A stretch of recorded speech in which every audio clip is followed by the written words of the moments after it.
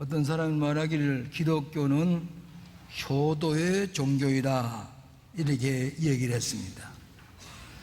우리 기독교의 윤리와 신앙의 기초는 십계명에 있습니다. 그래서 이 십계명 중에 5계명은 너의 부모를 공경하고 순종하라. 그래야 하면 내가 땅에서 잘되고 오래 살리라, 건강하게 장수하리라, 그런 약속이 있는 계명이 부모를 공경하라고 하는 계명입니다. 근데 이 십계명은 두 가지로 분류할 수가 있는데, 하나는 하나님과 인간관계의 이런 원칙을 말씀하신 거고, 또 하나는 인간과 인간과의 관계의 윤리와 도덕의 기초를 말씀하고 있습니다. 아마도 저 모세가 시내산에서 십계명의 돌판을 두 개를 안고 나왔었는데, 한쪽 돌판은 하나님과 인간과의 관계, 그다음 한쪽 돌판은 먼저 5계명으로부터 시작을 해가지고 10계명을 인간과 인간과의 관계에 이 돌 계명을 들고 내려왔습니다. 그래서 인간과 인간과의 관계에 그 계명이 첫째가 너 주 안에서 부모를 공경하라. 이것이 옳으니라. 너희들 부모님께 순종하면 내가 땅에서 잘되고 장수하리라. 이런 약속이 있는 축복이 이 5계명에는 특별히 강조하고 있는 것을 여러분이 알 수가 있겠습니다.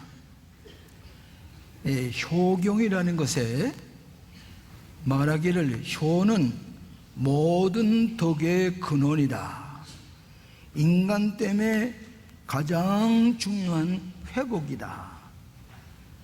인간에 있어 가장 중요한 것은 효도하는 것이다. 여러분, 최초의 인간관계가 어떻게 됐지요? 부모님이 자식을 낳아서 자식과 부모님과의 관계가 최초의 관계성입니다. 그리고 이것이 역사의 시작입니다. 부모는 어린이들에게는 태양과 같습니다. 하나님과 같은 존재입니다. 인간에게 두 가지 비극이 있다고 합니다. 하나는 부모 없는 고아가 되는 것입니다. 두 번째로는 나라를 잃어버린 망국의 백성이 되는 것입니다. 이 세상에서 가장 아름다운 단어 세 가지가 있는데, 하나는 하늘이라고 하는 것입니다. 두 번째로는 어머니라는 단어입니다. 세 번째로는 가정이라고 하는 단어라고 합니다. 오늘은 어버이 주일입니다. 부모를 공경하면 내가 잘 되리라. 성인 말씀대로 제목을 택했습니다. 첫째로는 부모님 은혜에 보답하는 것이 효소입니다. 요한 웨슬리 선생은 은혜의 시작을 얘기하면서 하나님께서 먼저 나에게 은혜 주신 데 대해서 보답하는 것이 신앙이고 헌신이다 그랬습니다. 우리의 부모의 관계도 마찬가지입니다. 우리를 이 세상에 낳아주시고 포유동물 가운데서는 제일 많은 시간을 부모님의 슬하에서 성장하고 양육받고 사랑을 받고 부모님의 헌신을 통해서 성장하는 것이 우리 어린이들이, 우리 이 남자 아이, 우리 부모님 밑에서 자라는 우리들입니다. 제일 오랜 동안 젖을 빨고 지나는 포유동물 가운데는 오랜 세월을 부모님의 슬하에서 부모님의 희생과 사랑으로 성장하는 것이 자녀라고 할 수가 있겠습니다. 그렇기 때문에 이것은 은혜입니다. 이 은혜에 보답하는 것이 의무입니다. 이것은 선택의 여지가 없습니다. 부모님의 슬하에서 자란 우리들은 이 은혜에 보답하는 책임과 의무가 있기 때문에 이 웨슬레 선생은 용서하세요. 은혜에 대해서 응답을 한다. Response to grace. 이 세상에 태어난 건 부모님의 사랑으로 태어나는 은혜인데 자랄수록 이 은혜에 대해서 보답하고 응답할 수 있는 것이 효성이라고 할 수가 있습니다. 여러분, 훌륭한 성공한 인물의 배후에는 부모님의 사랑과 기도가 그 배후에 숨어 있는 것을 우리는 잘 압니다. 여러분 잘 아시는 어거스틴과 같은 이분은 아프리카 사람입니다. 이가 젊으실 때에 방탕을 했습니다. 그래서 무질서한 생활을 해서 사생활을 낳고, 그런데 어머니 모니카는 이 아들이 성자가 되기를 바란답니다. 기도는 얼마나 20년 동안을 아침 저녁으로 울면서 기도하다 보니까 이 눈이 다 껐어요. 20년 만에 어거스틴이 회심을 하고 과거의 모든 잘못을 다 하나님 앞에 내놓고 회개하고 새 사람이 되어서 성자가 됐습니다. 그래서 이 아프리카 사람인 어거스틴의 신학이 최대 신학으로 우리에게 알려지고 있습니다. 이분 또 철학자였습니다. 오늘 기독교계에 신학적으로 큰 영향을 끼친 사람이 어거스틴이라고 하는 성자입니다. 자녀를 19이나 키웠던 웨슬레 어머니 수산나 웨슬레는 자녀들 하나하나 열심히 가정교육을 했습니다. 성경도 가르칠 뿐만 아니라 라틴어도 가르쳤습니다. 또 헬라어도 가르쳤습니다. 불어도 가르쳐 주었습니다. 그래서 그 웨슬레가 어머님의 신화에서 성장해서 나중에 유명한 감리의 교회를 세운 웨슬레의 위대한 역사를 우리가 잘 알고 있습니다. 그 배후에는 수산나라고 하는 어머님의 기도와 정성이 있는 것을 기억합니다. 두 번째로는 부모님께 감사하는 마음이 효소입니다. 인간은 감사할 줄 아는 존재입니다. 부모님은 최초의 교사입니다. 여러분, 처음으로 태어날 때는 아무것도 모릅니다. 내 어머님이 품에 품고 젖을 먹이면서 가치관을 심어줍니다. 도덕관을 심어줍니다. 양심을 바르게 가지게 가르칩니다. 선악의 표준을 가르칩니다. 부모님의 가르침이 없으면 내 마음에 아무런 가치관이 세워지지 아니할 것인데, 아무것도 모르는 적자를 안고서 가치관을 가르쳐 주시고 이렇게 살아야 된다. 모세는 애굽에서 태어났습니다. 이스라엘에 태어난 아들입니다. 이 모세가 이스라엘 백성이 이끌고 가기까지는 어머니가 젖을 먹으면서 이 젖단정에다가 이스라엘 나라의 지도를 그려놓고 너는 애굽 사람이 아니야. 아브라함의 후손이야. 너는 하나님의 자녀야. 이스라엘 백성을 구원해야 돼. 이렇게 젖가심에 모세를 안고서 애국심을 키워주고 유태민족의 애족간을 심어줬다고 하는 그런 말씀이 옳습니다. 나는 부모님께 받은 유산, 물질적인 건 아무것도 없습니다.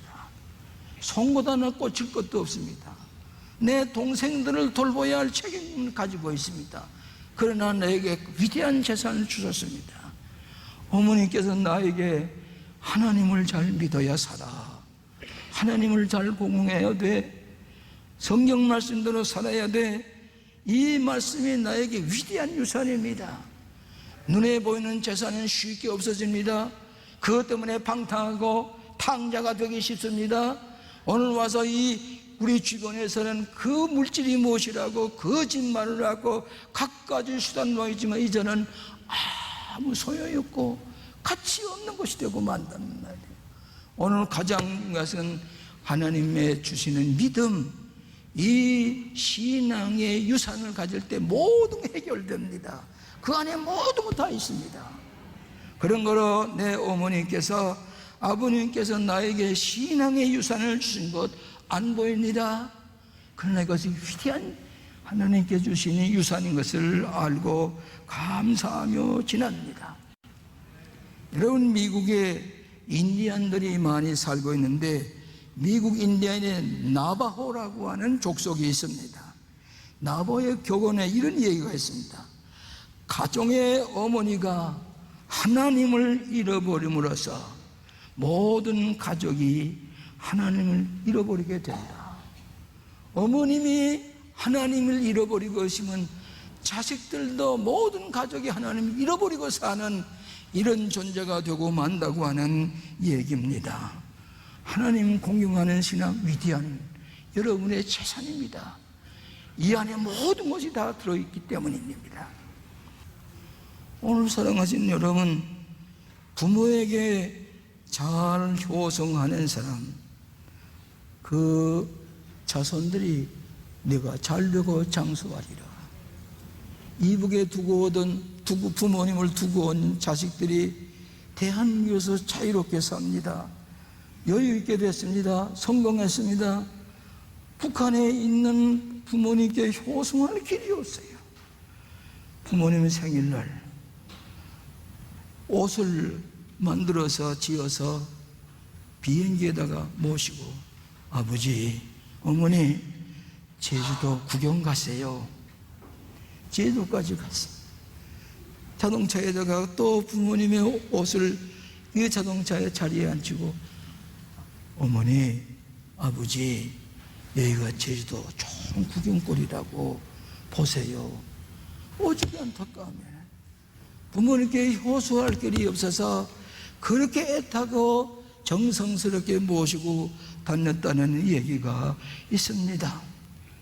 사랑하시는 여러분, 자녀들이 부모님을 공경하고 섬길 때에 내게 준 땅에서 생명이 길리라.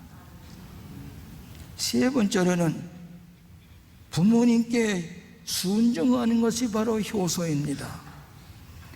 오늘 에베소 6장 1절에 자녀들아 너희 부모를 주 안에서 순종하라. 이것이 옳으니라. 내가 땅에서 잘되고 장수하리라. 효성은 순조입니다. 근데 부모님께 순종한 자손들은요, 자기도 자식들에게 순종하는 자식들이 효성을 해요. 그러니까 내가 부모에게 불효하건 순종하지 아니하면 나도 아버님의 마음을 괴롭게 할 뿐만 아니라 나도 고통을 당하는 걸 볼 수가 있습니다. 부모님께 순종하는 것이 바로 효성이라고 하는 것입니다. 여러분, 누가복음 2장 51절에 예수님께서 이런 말씀을, 예수님께 대해서 예수께서 한 가지로 내려가사 나사렛에 이르러 순종하며 받드시더라. 가서 목숨이라면서 부모님에게 순종하면서 잘 받들었다. 예수님도 부모에게 순종했다는 말씀이 있습니다. 구약성경에 보면 부모를 노엽게 하다 아프게 하거나 없이 여기는 자는 돌로 쳐 죽이라 그랬어요. 오늘 사랑하시는 여러분 다 부모에게 효성하고 순종하신 줄 압니다. 요셉이 한 번은 야곱 아버지가 요셉을 심부름 시키는데, 너 형들이 아버지의 양떼를 몰고 달리고 있는데 내가 한번 가보라. 그러니까 이 요셉이, 그 성경에 보니까 뭐는 내가 그리하겠나이다. 순종하는 말이죠. 내가 그리하겠나이다. 그리고 형은 내가 찾았어. 형이 또 그 양떼들이 모이고서 이동을 하니까 또 거기 또 물어서 찾아가요. 그래서 아버지 신부는 잘했는데 이 형들이 미워서 이 요셉을 팔아먹지 않았습니까? 애굽에서 캐라반에게 노예로 팔아먹었다. 그러니까 끌려갔어요. 그래서 아버지한테 거짓말을 시켜요. 점생에 물려갔다니 뭐 여러 거짓말을 이 형들이 했는데, 여러분, 아버지께 순종하면서 가서 형들을 찾아뵈었던 그가 노예로 팔려갔지만은 어떻게 됐어요? 애굽에 가서 종살이 했으니까 애굽의 총리 되신 것입니다. 나는 이만큼 순종했기 때문에 이런 축복을 받았는데 이 유대 땅에 비가 오질 않아요. 흉년이 들었어요. 먹을 것이 없어요. 그래서 어디로 가요? 형들이 애굽에 갔습니다. 애굽에 가서 곡식을 사려 갔더니 애굽의 이미 팔아버린 동생은 애굽 땅에 총리가 되어서 기다리고 있어요. 이것이 순종하는 자의 축복의 길이라고 하는 것을 우리에게 가르쳐주고 있습니다. 여러분, 룻이라고 하는 이방인 여자가 있지요. 자기 어머니, 유태인 어머니 이 나오미를 위해서 어머니 가신 것에 나도 갑니다. 어머님이 하나님인데 하나님이십니다. 내가 어머님을 모시고 효성하겠습니다. 베들레헴에 갔어요. 그 이삭을 주셔가지고, 여러분, 이삭주의라는 그림이 있죠. 유명한 그림이 이 룻에 대한 그림입니다. 이렇게 해서 그 부모에게 효성했습니다. 이방인 여자입니다. 어떻게 됐어요? 예수님의 족보에 올랐어요. 예수님의 족보에 올랐어요. 오늘 사랑하신 여러분, 하나님께 순종하는 자, 내가 땅에서 잘되고 장수하리라. 유명한 교육학자 엘릭슨이라는 사람이 얘기를 하기를, 부모에 대한 신뢰와 존경이 있는 사람이 하나님께도 순종하고 하나님을 신뢰하는 잘 믿는 자녀가 되고 복을 받는다 얘기를 했습니다. 최근에 우리나라의 농촌에 외국인 신부들이 많이 와서 결혼하고 삽니다. 지금 아마 수십만 명이 되는 줄 압니다.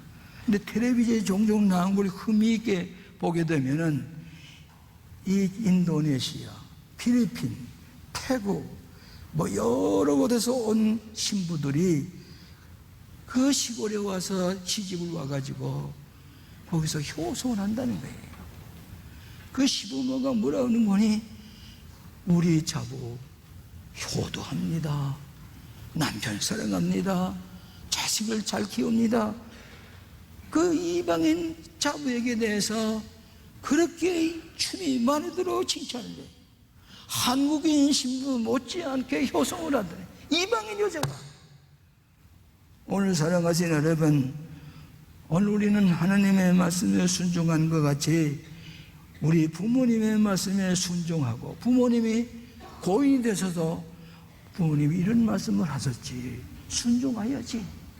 세상을 떠난 부모님의 말씀에 순종하는 자가 복을 받게 되는 줄로 믿습니다. 마지막으로, 효성은 하나님 축복의 근원이 된다. 효성은 축복받은 사람의 근원이 효성이라고. 그래서 에베소 6장 2절에 내 아버지와 어머니를 공경하라, 이것이 약속 있는 첫 계명이니 이는 내가 잘 되고 땅에서 장수하리라. 장수란 말은 생명이 오래 사는 것만이 장수가 아니라 질적으로 훌륭한 인생이 되고 모든 사람의 칭찬을 받고 존경받는 자식들이 된다, 그 말이에요. 또 자기도 그런 생활을 하게 한다는 얘기입니다. 여러분, 자식을, 순종하는 자식을 만들고 싶어도 잘 안 된다고 그래요. 그래서 듀크 대학교의 윈슨이라고 하는 사람은 이런 얘기를 했어요. 미국 가정의 모든 것은 스위치로 통제할 수가 있다. 다만 자녀는 예외이다. 여러분, 집안에 모든 컴퓨터니 모든 것을 스위치 안으로서 컨트롤할 수가 있지만은 자식은 예외라고 말해요. 자식은 마음대로 되지 않는다, 그 얘기예요. 그렇기 때문에 주 안에서 자식들에게 본을 보일 때에 그들이 순종하는, 효성하는 자녀들이 될 줄로 믿습니다. 하나님께 대한 신앙 없이는 자식을 마음대로 양육할 수가 없기 때문에 주 안에서 부모를 순종하라. 사랑하신 여러분, 칼 발트라는 사람은 유명한 신학자인데, 이분은 교회학에서 부모는 하나님의 대표자요, 하나님의 대리자이다. 부모님은 하나님의 대표자예요. 하나님이 대신한 거라고. 그래서 여러분이 부모님이 안 계시면 하나님께 효도하는 것, 하나님 아버지입니다. 칼빈은 교회를 어머니라고 그랬습니다. 요한복음 14장에 보면은 한 장에 아버지, 하나님 아버지, 내 아버지라는 말이 20번이나 나옵니다. 그런 거로 부모님께 효성할 수가 없으면 내 하늘 아버지께 효성하는 거예요. 우리 교회 어머니께 효성하는 거예요. 그럴 때에 내가 땅에서 잘되고 장수하리라. 저는 이런 얘기를 들었습니다. 6.25 동란 때의 추운 겨울에 어느 임신한 부인이 추운데 어디 갈 데가 없어요.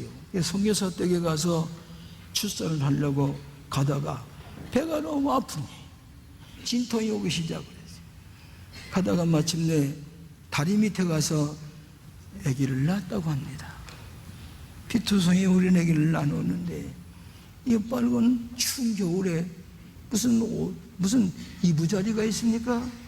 그러니까 그 아기에다가 그 어머니가 옷을 벗어서 감쌉니다. 또 벗어서 감쌉니다. 이러고서 그 아기를 부둥켜 안고 어머니는 벌거숭이가 됐어요. 근데 이 선교사가 크리스마스 선물을 안고 다리 위로 가다가 이 자동차가 엔진이 묻었단 말이에요. 그래서 엔진이 묻은 가만 보니까 다리 밑에서 어린애기 운 소리가 나요. 그 내려가 보니까 아기를 낳은 산모는 벌거벗고 모든 옷을 벗어서 그 아기를 다 감싸놨어요. 그런데 나중에 이 아기, 그 어머니가 얼어서 세상을 떠났어요. 이 선교사가 그 아기를 데려다 키웁니다. 12살 날까지 키운 다음에 이 12살 난 아이에게 너는 다리 밑에서 어머니가 너를 낳고 어머님의 옷을 벗어 너를 감싸는 어머니는 얼어서 세상을 떠났어. 어머니 때 너는 이렇게 살아났어. 이 12살 아이가 선교사님 말씀을 듣고 내 어머니가 나를 낳고 세상을 떠났다. 옷을 벗어서 나를 감쌌다. 어머님 묘지에 가서 어머님 나 때문에 세상에 얼어서 세상을 떠나고 그 묘의 위에다가 자기 옷을 하나하나 벗어서 감싸고 어머니 얼마나 주셨어요. 어머님 옷을 벗어서 어머님 무덤 위에 덮고 또 덮고 어머니께 감사한 마음을 갖습니다. 이것을 본 선교사가 키워야 되겠다고 미국 공부를 시켜서 미국 유학을 시켰어요. 훌륭한 지도자가 됐다고 하는 얘기입니다. 이것이 나를 위해서 희생하신 어머님께 대한 효생한 예가 되는 것을 기억하게 됩니다. 오늘 사랑하신 여러분, 효성은 여러분의 축복의 근원이 되시는 것을 믿으시기를 바랍니다. 내 아버지와 어머니를 공경하라. 이것은 약속 있는 첫 계명이니 이것으로 내가 잘되고 장수하리라. 아멘. 하나님 아버지 감사합니다. 부모님들이 저희들을 낳아서 키우신 그 은덕을 잊어버리기 쉬운 저희들을 깨닫게 하여 주시옵소서. 은혜에 보답하는 신앙생활이 되게 하여 주시옵시고 부모님 말씀에 순종하고 또 이 효성을 통해서 축복의 근원을 찾을 수 있는 저희들이 되게 하여 주시옵소서. 우리 광림교회 모든 성도를 효성으로 복을 받게 하여 주시옵소서. 예수님 이름으로 기도합나이다. 아멘.